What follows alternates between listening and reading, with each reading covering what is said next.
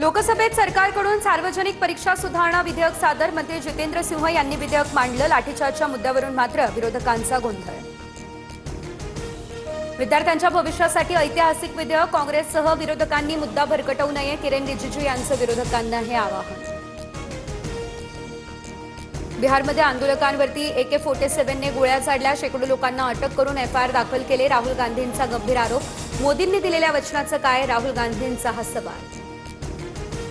बिहार बंद दरम्यान AK-47ने गोळीबार करणाऱ्या जवानाचं निलंबन. व्हायरल व्हिडिओची गांभीर्यानं दखल घेत कारवाई. जवान अभिषेक पटेल निलंबित.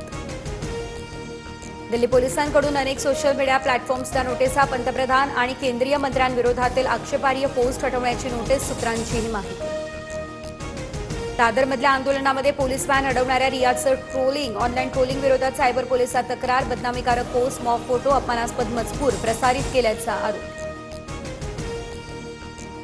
MPSC औषध निरीक्षक भरतीचा पेपर फुटल्याचा आरोप. परीक्षेच्या 2 दिवस आधी प्रश्नपत्रिका व्हॉट्सअपवरती दिल्याचा परीक्षार्थ्यांचा दावा. संपूर्ण प्रकरणाची निष्पक्ष चौकशी करण्याची मेहबूब शेख यांचीही मागणी. MPSC औषध निरीक्षक पेपर लीक प्रकरणामध्ये मोठा ट्विस्ट. पेपर फुटल्याची तक्रारच बनावट अशी सूत्रांची माहिती. पुन्हा लवकर परीक्षा होणार नाही म्हणून पेपर फुटल्याचा बनाव रचला.